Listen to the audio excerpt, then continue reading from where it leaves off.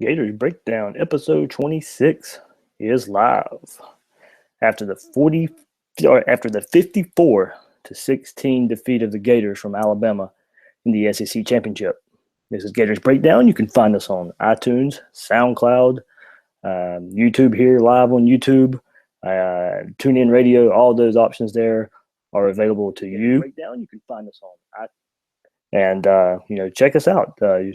Like it, share it, subscribe to it. The biggest thing is, share it. If you like this podcast, it helps us out with the share there. Gators breaking down the SEC championship game that was for the Gators, and not a pretty showing after a pretty good start. We've seen it against FSU. We've seen it against Tennessee, how this offense can just come out, get a good start, and then not live up to the billing for the rest of the game. There was a little bit of hope, but then for as good as Austin Appleby looked, he looked just as bad at times. Put the Gators in a hole that they could not get out of. Don't want to spend too much time breaking down the game. We know what happened. It was a blowout, not much to look at, just as Alabama dominated and almost every phase of the game. Not a good passing day from Jalen Hurts, the Alabama quarterback, but defense, special teams, the running game for Alabama was so dominant and controlled the Gators throughout the game, and mainly the second half there for the Alabama run game. First half, it was defense, special teams that were basically the difference. Took all the momentum out of the game, took all the confidence Florida may have had in the game after that great start, like I mentioned. I mean, Florida tried on offense. They came out, they showed some things on offense, with some gadget plays, some trickeration, try to get a flea flicker involved that, didn't work, try to get some tosses involved, some wide receiver, sweeps that didn't work, even Callaway in the backfield trying to get him some touches, however, if you've listened to this podcast, you've heard me say the Gators have to get Callaway 10 touches a game. And, they were trying. Getting your best playmaker the ball and see what happens, especially in this game. It was just something where Antonio Callaway is your best player by far, has to get the ball. He had 2 carries, 4 catches, 6 touches on the game on the offensive side of the ball. The Alabama, after last year's game, was absolutely not going to punt it to him and try and let him get a punt return touchdown to turn momentum of the game. Nick Saban wasn't going to have that again. So what did they do? Angled every punt out of bounds, and Antonio Callaway wasn't getting any punt returns. We saw the first drive where, it was working, converting third downs after going 0 for 12 last week against FSU. Marched right up and down the field by converting third downs, and we saw a pretty slant pass on the touchdown from Austin Appleby to Antonio Callaway. And then the offense from there fell apart. They mentioned it in the broadcast. Austin Appleby probably got too much confidence in him, thought everything was going okay, throws a late pass over the middle for his first interception. Second interception, some miscommunication between he and Callaway. I'm still going to put that on Appleby because from what I saw, now I'm not saying I'm right here. I could be wrong. On that route, with the way Callaway was running, he was still open. And Appleby thought he was going to stop, I guess, in the zone there. So Appleby throws it behind him by 3 or 4 yards. Miscommunication. But with the way Callaway was so open and continuing to be open, I'm thinking that's on Appleby and not on Callaway. Callaway, if that ball is thrown where Callaway was going, that might have been another 6. Callaway had some steps on the defender. He catches that ball in stride, and he's probably gone. So, to me, that one's on Appleby as well. Then, of course, the block punt. That was, it's 2 years in a row Bama's done that to this Florida special teams unit. And, of course, everybody points the fingers at Greg Nord, and rightfully so. Because if not for Eddie Pinheiro and Johnny Townsend's just being so talented, this special teams would be even more of a joke. Florida went out and got Eddie Pinheiro last year. The field goal kicking is fixed. And then, we know what Johnny Townsend can do. One of the best punters in the nation. but no help around him. The blocking scheme. I mean, of course, after last year, you'd think that would be in their heads a little bit. Nah, I mean, they just let Alabama come and block another one. So, it is frustrating. I get it. Frustrating on many levels. If you've followed this podcast, I'm a defender of the coaches more than I am the players right now. And I get it. I get the frustration. If you want to blame the coaches, go right ahead. I'm not really going to fight you on it. Ultimately, it is the coaches. Ultimately, it falls on them to put the players in better position. But to me, and I've seen it enough, I've seen the plays there. Yes, Doug Nussmeier gets, it's not perfect. No offensive coordinator is perfect. And what a lot of people are expecting is for him to be perfect. And if this Gator offense was, had a little bit more playmakers, he wouldn't have to be perfect. Talent would be taking over. But he has to be perfect for this offense to go in stride, and it's not going to happen. No offensive coordinator is perfect.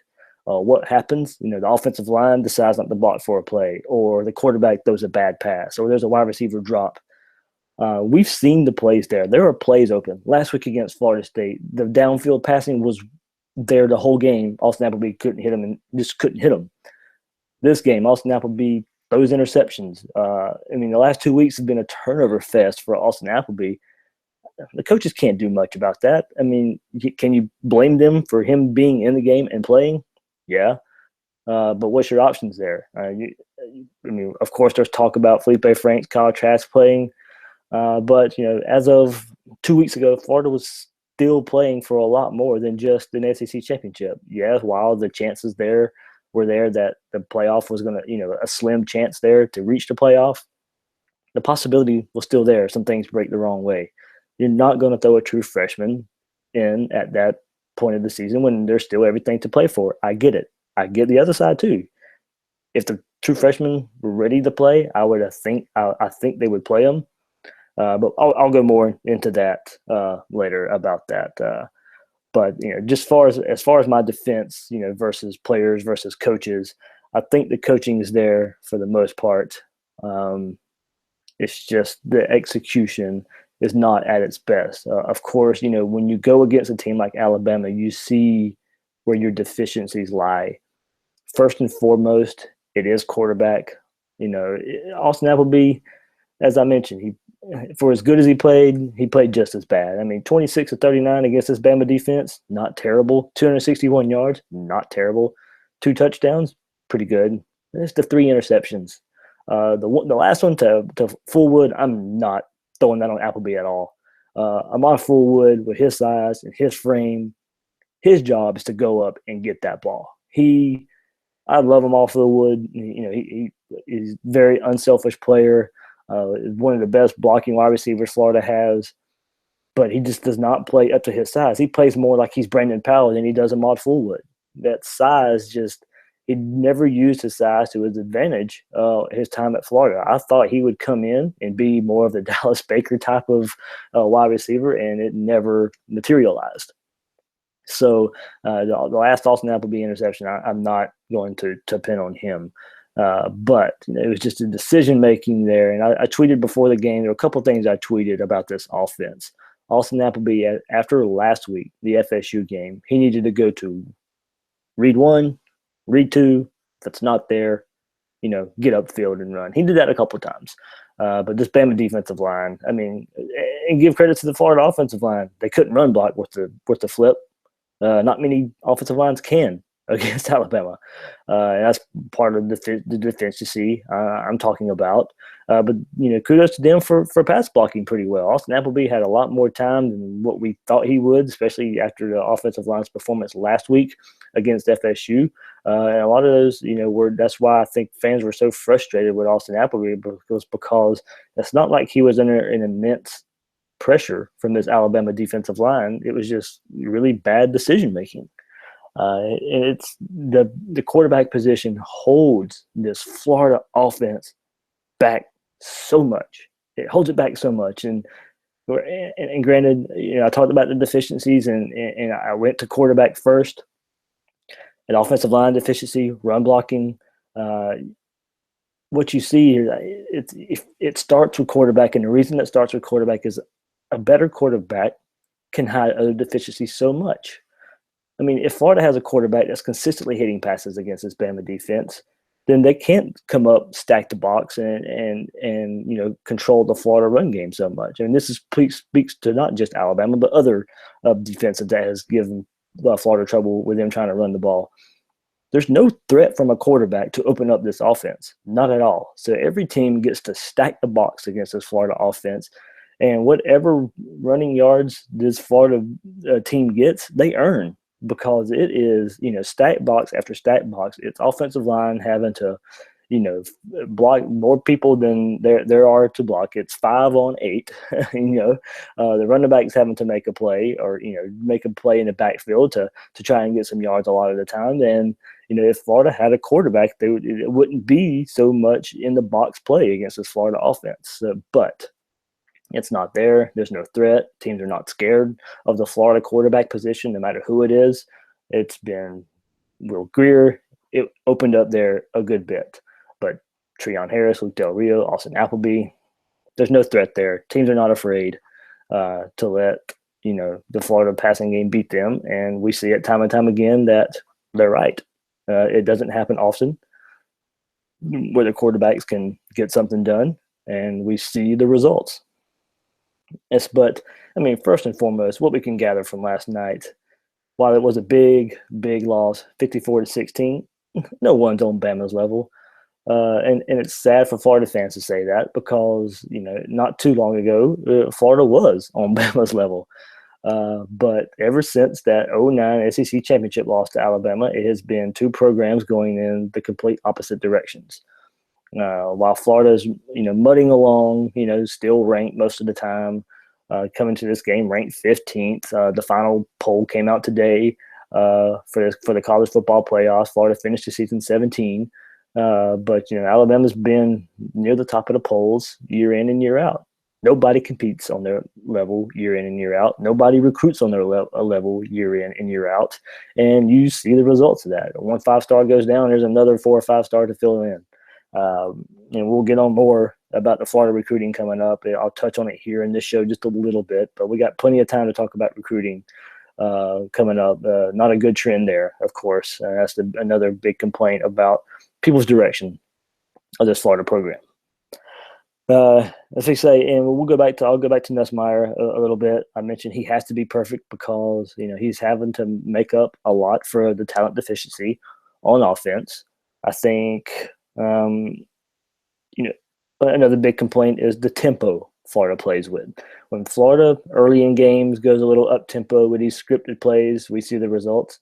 They've went up tempo when the plays are not so scripted, and it still looks better than not when they don't go unscripted. But when they don't go scripted plays, when they don't go up tempo, it's a slow prodding offense. It's get up to the line of scrimmage. It's so slow. There's defenses have time to make adjustments.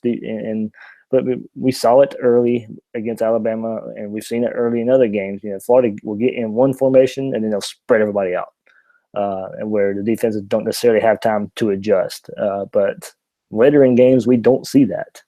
I think it's partly because there's not a lot of confidence once these scripted plays goes away in this Florida offense. There's not a lot of confidence in the quarterback, and there's not a lot of confidence in the offensive line to necessarily pass protect for them. It's just it's a revolving door. Do the coaches not have confidence, and how do they get confidence? Of course, it starts by getting better play, but that's where the revolving door starts. How do you get better play? You got to get better recruits. So how do you get better recruits? Well, you got to show more on offense. Well, how do you show more on offense? You got to get better recruits. So there you go. It's a revolving door. It's kind of the chicken or the egg. What comes first? And there's not easy answers right now. And I know it sounds like a broken record on this podcast, but there's just not a lot of answers right now. We're not going to get the answers right now. And I mentioned we're not going to break down much of the Florida-Alabama game. We know that. So I kind of, where I'm talking about where do the answers come from, where do we see the answers, that leads into the next part of what we saw or what we can see from this Gator offense moving forward. As I mentioned, I think the coaching's there, and and Chris Doering for SEC Network, tweeted some things after the game last night, and I really picked up on those because he's a former player. He played under Steve Spurrier. He knows the process. He knows offense, and he knows probably what goes behind turning offenses around from what was there before Steve Spurrier at Florida, and then trying to get stuff instilled in a new type of offense and a new way of playing. And Doering, playing 4 quarterbacks in 2 seasons is tough, especially behind a decimated offensive line by injuries and littered with youth and inexperience. And I mentioned the deficiencies in an offensive line. They don't need to be talked about much more, but there you go. I mean, it holds the offense back when a quarterback you don't trust necessarily, and a multitude of quarterbacks, not just one. Every quarterback you put in is not necessarily one you recruited for your system. Florida has gotten stopgap guys, and that's why I'll talk more about this. Next year is the year. But after the game, from an Alabama assistant, told him privately, the Bama assistant complimented the UF game plan. The Gators just don't have the right guys to execute it at the quarterback position. So, it's what I've been screaming for the last few weeks. I mean, if Doug Nussmeier might be the fall guy here, there may be enough uproar, there may be enough noise in the system to where there may need to be a fall guy. It's going to start with offensive line coach Mike Summers, who I think should still be on the staff, but maybe not in his coaching recruiting role. He needs to be on the staff somehow, some way. He's really respected in the coaching community. And when he first came to Florida, he did turn the offensive line around a little bit. And as Chris Doering mentioned, and as I mentioned, there's a lot of youth and experience on this offensive line. They did get better as this season went on. Believe it or not, they did. The run blocking got better at times. We saw what they did against LSU, early against FSU. But there's still a lot of youth, still a lot of inexperience there. But it's the revolving door at quarterback. It's not going to get any easier. We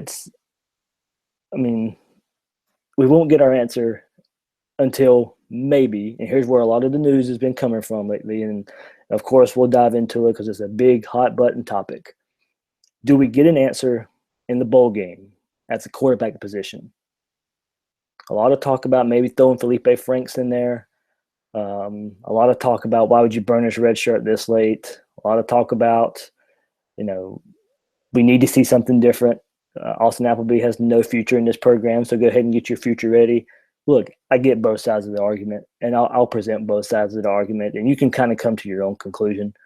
I don't think there's a right or wrong answer here. I think it's your opinion, and I don't think the opinion will be wrong. I mean, when you think about redshirting a player, yes, football is first. We don't need to joke with ourselves about how important sports are at a college, and especially a college like Florida. For these football players, and for the big time recruits, football is first. We can sit here and say college academics matter. They do. Don't get me wrong. It's a major part of it, and that's part of the decision going into redshirting. Michael Wayne mentioned in his post-game press conference at the SEC Championship, that they would talk about playing Felipe Franks, Kyle Trask, talk to their parents, and see where they want to go from there. And part of the reason, and part of what that comes from about talking to the parents is, academics do come into this a little bit. When you redshirt a player, you're thinking about, that player has potential to now stay 5 years instead of 4. If you're a redshirt senior, and that means you have stayed in school for 5 years. Is that a plan of these players? Do they plan on staying 5 years? If not, if they only plan on staying 4, maybe you go ahead and play them then. That's part of the decision as well. Academics go into this a little bit. Kyle Trask wasn't a very highly recruited player, and from everything I've heard, he wanted to redshirt. He wanted to learn. He didn't get a lot of playing time in high school in a starting role. So does that play into his decision? Of course, you have two guys here, Felipe Franks and Kyle Trask. So I mean, I think you have to look at it a little bit. Academics do go into the thought process a little bit. So what happens when you tell the parents, we want these guys to play? And now I think it goes into the player's decision and the parents' decision. They'll need to have some private conversation. It's not just about football. 80% of it probably is. As I mentioned, I think football is the main focus for a lot of these players. But academics will go into this decision somehow, some way. But I mean, you think about it. If you're a high-profile recruit, you're not going to college thinking you're going to stay 4 or 5 years. You're thinking, okay, I'm going to be this hot shot recruit. I'm going to stay 3 years. So with these three, if Felipe Franks gets redshirted and he only stays, and he goes out and balls out, and then what happens? You kind of wasted his freshman year by letting him sit on the bench, not getting some experience. You have one more chance of getting some experience. In this bowl game, you have 15 practices he can get, and then you have the neutral site game experience that you have in the bowl game, a more comfortable setting than what he'll see first game next season when Florida. It's another neutral bowl, another neutral setting when they play Michigan and Dallas. But there's not as much pressure in a bowl game as there will be opening game next year against Jim Harbaugh and Michigan, where the game really counts. Game that will start you out 1-0 or 0-1 and either put you behind the 8 ball to start the season, or it slingshots you into a big time discussion as being a really good team if you beat a Michigan at the very beginning of the season. So, I mean, there's a lot of things to look at in redshirting or not redshirting and playing or not playing. More than likely Felipe Franks or Kyle Trask. Recruiting goes into this as well. I mean, the fault of Florida football right now is not a high fault on Gators recruits' minds or recruits' minds, recruits in general's mind as it stands right now. There's not a lot of excitement around the program. That's being truthful. Recruiting shows. Recruiting shows that Florida's having problems getting the big time playmakers over other schools right now. It's mainly your in-state competition. Florida State, that's the benchmark right now for in-state recruiting is what Florida State's doing. You start Felipe Franks in the bowl game, he plays well, and then you see, or these recruits get to see, okay, maybe Florida does have a quarterback of the future. I can see myself playing with that quarterback. And then you see the weapons that he would be having already in Antonio Callaway, Tyree Cleveland, Jordan Scarlett, Michael Pirine, Josh Hammond, Freddie Swain. Those guys get involved. I mean, that's what a lot of time you see that in bowl games because these freshmen gets 15 more practices, and a lot of programs get the young guys even more experience. I mean, that's why a bowl game is so important. It's more of a setup for next year than it is to cap off the year that it's actually played for. I mean, these 15 practices that are coming up are going to be so important for the young guys. It's where they get to kind of separate themselves and go from freshmen to sophomores, or redshirt freshmen to sophomores, however you want to look at it. That's what bowl practice is for. It's not for the seniors, and it's not for the outgoing guys. The game is more for them. But these 15 practices are more for the young guys. So I think that's an argument to be made. For letting Felipe Franks play in the bowl game. I mean, the recruiting is a reason, and it's you have to show something. So mentioning recruiting, well, another thing that can get the recruiting going and kind of a spark there. Of course, it's as I'm reporting this podcast, the Florida coaches are out in Texas visiting Jarrett Stidham, a big time 5-star recruit that is looking to transfer in probably Auburn leads right now. He visited Auburn last week. Offensive coordinator for Auburn, Rhett Lashley, was visiting Jarrett Stidham last Friday night. But the Florida coaches, they were busy getting ready for an SEC championship game. So what happens there is, Florida coaches are going to visit Jarrett Stidham on Sunday. And if the Florida coaches can, pique his interest, it's already piqued. Jarrett Stidham tweeted during the SEC championship game that he would be playing in this game next year. So, of course, that means Auburn or Florida, more than likely. I think Texas A&M is probably on the outside looking in right now. If the Florida coaches can impress him with their in-home visit on Sunday, Jarrett Stidham will visit the campus the very next week. That would be just coming up Saturday, Sunday. So Jarrett Stidham, if the Florida coaches can improve their recruiting prowess a little bit. Last year, after the SEC championship, player number one to go recruit was Eddie Pinheiro. We saw how that turned out. Florida swayed him from Alabama. Florida went and got him. Florida's going to have to do the same thing with Jarrett Stidham. Everything's pointing towards Auburn right now. But if the coaches can go in and press, look, you saw the SEC championship game last night, Jarrett. You saw the playmakers we had. You saw the quarterback is the one position we need to turn this thing around. And for right now, that can hold true. There are playmakers and there are plays to be made for this Florida offense. Florida can point to the quarterback position and say, that's what we're missing. You mentioned you want to play in the SEC championship game next year. We've won it the last 2 years without a quarterback. We believe you're that guy that can take us to that next level. You're that guy who can get us there, and next time we can win it. So you got to get that thought in his head. And there was an interview with Stidham. He was impressed with the Florida offensive line. He's impressed with the Florida playmakers.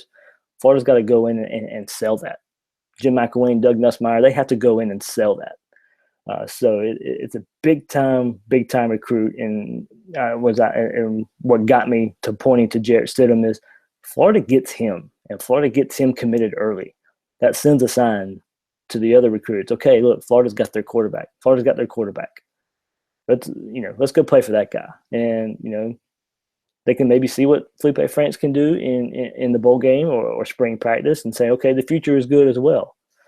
So, but Jarrett Stidham is that recruit, that transfer. I think Florida can come in, and I'm against the grad transfer or the transfers in general right now. But I think Jarrett Stidham is that type of quarterback. I think he's that type of quarterback that is a difference maker, and for sure when he comes in, Felipe Franks are still a question mark. Kyle Trask is still a question mark. To me, if you're asking me, if Florida gets Stidham, he is that guy. He's the guy they can count on. He's the guy that can come in and change his Florida offense on a dime. Well, Florida has to change some things in offense to kind of suit him. He's a little more mobile. He's in the shotgun a lot more. Will he be able to go under center? Still some questions there, but at least Florida knows they have a good quarterback and they can mold around him. So it's a catch-22, as I mentioned, with this offense and recruiting right now. You got to get the players to help the coaches, or the coaches need to do a better job and help the players. We'll see. As I mentioned, you're not going to get many answers for this season unless Felipe Franks comes in and plays in the bowl game.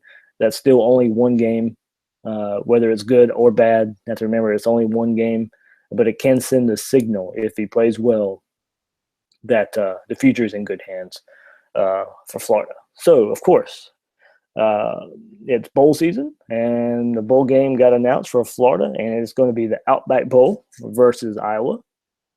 It's going to be January 2nd with a 1 p.m. kickoff. So it's Florida versus Iowa. Have a history. Ron Zook played against them. Urban Meyer played against them when they were here, all in the Outback Bowl, I believe. So it's going to be interesting matchup for the Gators. Another Big Ten foe there. Florida played Michigan last year, and we saw how that turned out. Not so good. But Iowa was 8-4 to finish second in the Big Ten West. Had some, bad losses early in the season. I mean, North Dakota State, of course, are 1AA powerhouse or FCS powerhouse. They lost 23-21 to that game. So I'll go through their four losses. Northwestern, they lost 38-31. They lost to Wisconsin, who played in the Big 12 or Big 10 title game, 17-9. Their last loss was November 5th to Penn State 41-14. So they lost back-to-back games to the Big Ten, to the participants in the Big Ten title game.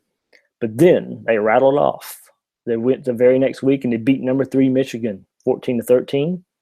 Then they turned around and played Illinois. I'm sorry. Iowa beat Illinois after beating Michigan. They beat Illinois 28-0, and then they finished the season beating number 16 Nebraska 40-10. So Iowa's coming in with a winning streak. Florida's going into this game with a losing streak. Iowa's playing well. They'll probably have some confidence going into this game. As I mentioned, Florida will kind of be licking their wounds and maybe going through, there's their decision to play Felipe Franks. There's another decision to play Austin Appleby in this game, where he would be his last game as a Gator. His future, there is no future with Austin Appleby and the Gators. So, it's an interesting matchup. As I'm saying, Iowa's coming in hot, and Florida will be going in licking their wounds. So, it's as I mentioned, the bowl games, I'm not a big proponent of bowl games mean all that much, but Florida kind of needs a win. You don't need to go on another losing streak to end the season. It would be nice to go out of 2016 season with a win. I think the fans need it. Recruits need to see it.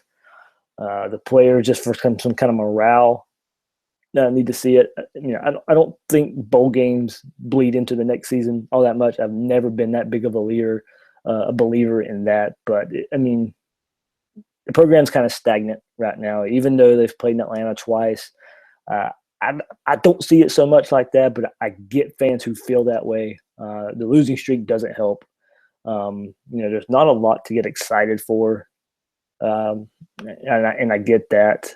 Winning a bowl game against a pretty good Big Ten team, who I mentioned, it would be a good win for Florida to beat Iowa. And we'll preview this game going in. I'll wrangle up some things about Iowa and see if I can find someone who can jump in and talk some Iowa football with our Gators Breakdown podcast. But it would be a good matchup and a good win for Florida as things stand now. So Gators Breakdown, find us, share us. iTunes, YouTube, SoundCloud, all those avenues you can sit there and share, subscribe, like for us, share this thing. I've been talking to a lot of you guys on social media. I'm pretty active on social media. Just had a guy, look us up on Twitter saying how he enjoyed it, and we just got on Twitter just to talk to us here on Gators Breakdown. So I definitely enjoy that. I'm glad there's people out here who enjoy this, and hopefully it grows. We had over 5,000 listens over on Gators Breakdown in the month of November. So thank you guys for doing that. It was a strong push into the end point of the season here. But we still got a bowl game coming up. Recruiting's coming up. I'm going to start doing these Gators Breakdown podcasts, maybe just taking it down to once a week, or if it instead of twice a week, because the season is going to slow down. But there's still stuff to talk about. So I'll go from 1 to 2 a week, and we'll see where it goes from there. If you guys have some feedback, if you kind of want me to stretch it into 2, and if there's plenty of things to talk about, if there's things you want to talk about, and I'll throw it on here. As I mentioned, you can find me on Twitter at GatorDave_SEC, at GatorDave_SEC. And Gators Breakdown, I mentioned where you can find those. I'll say it one more time: iTunes, SoundCloud, YouTube, and even TuneIn Radio. So Florida loses in the SEC championship game again. It was good to get there. Don't get me wrong. It beats the alternative. I get it's no fun going to Atlanta and getting trounced, but they're there. It beats being Tennessee. It beats being Georgia, sitting at home on SEC championship day. And you'd rather be there playing, but I know it's no fun getting trounced. A lot of things to point to, a lot of things to get better at, and make that a game in the future. And then, of course, it was announced Florida and Iowa in the Outback Bowl in Tampa, January 2nd, 1 p.m. Should be a good game. We'll preview it more in the next month or so leading up to the game.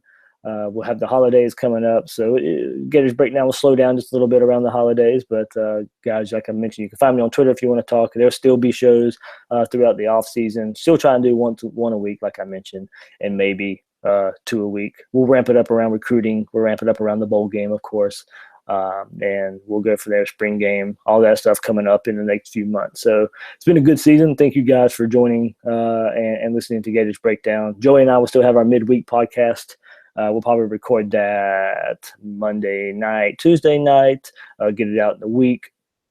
You can get Joey's thoughts on looking back at this Alabama game just a little bit, recruiting, and of course looking ahead to Iowa with him as well. But we'll dive into Iowa a little bit more in a week or two to get some more things there. Of course, I have to do some scouting. Don't get to watch Iowa football that much, so a lot to learn about Iowa in the next month. As I'm sure the coaches will be too, even on the road to recruiting as well. So if there's any big news, I'll jump on here and do some big news as well. If there's a big time commit, if we hear some things from Jarrett Stidham, in the next week or so, if he commits to Florida or Auburn, I'm sure we'll talk about that as well. So Gators Breakdown, episode 26, SoundCloud, iTunes, YouTube. Find us there. As Florida loses to Alabama, then we'll play Iowa in the Outback Bowl. So for David Waters on Twitter at @GatorDay_SEC, you can find me there if you guys want to talk some more. So for Gators Breakdown, we'll see you guys later.